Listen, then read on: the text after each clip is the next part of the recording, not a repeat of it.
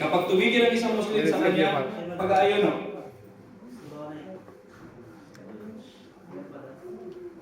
Sa mga tuwid, ito ay nangangailangan para sa kanya ng pagsisisi at pagbabalik loob sa Allah dahil sa kanyang nagawang malaking kasalanan at kanyang pagsuway sa kautusan ng tagapaglikha.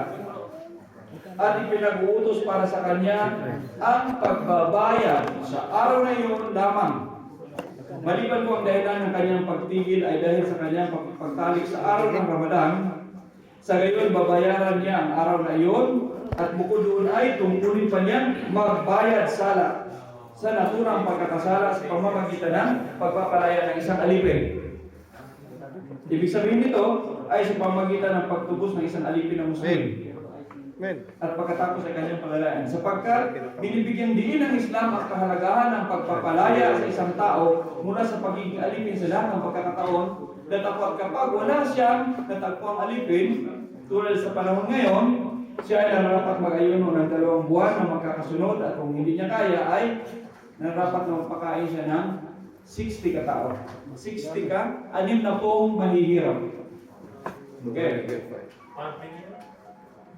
Bro? Party sa kanilang kumakain.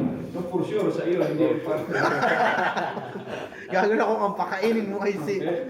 Lalo na kung pakainin mo ay sisi na. Wala akong sinasabi. So gusto na mga brothers, mahabang mga topic ito tungkol sa pag-ayuno. And since ito ay alam na natin lahat, okay? At mahirap din magsalita kaya rito. Alam ko naman yung mga utak ninyo ay nandyan nasa harapan ninyo. Paano nalaman? So, alhamdulillah, maraming salamat muli. And welcome sa ating unang araw ng iftar. Alhamdulillah, welcome tayo mga ustad. At Abdullah, bro, kulang yung tatay ng upuan. Meron pa isang table, ha? Meron pang 1, 2, 3, 4 dito, Stan. Dito kayo. Kasi malapit ako matapos at mababakante nito. So hanggang dito? sa muli hanggang bukas. Dito ako. Dito na lamang. Assalamualaikum warahmatullahi wabarakatuh. Meron pa tayong 4 minutes. So para paghandaan natin.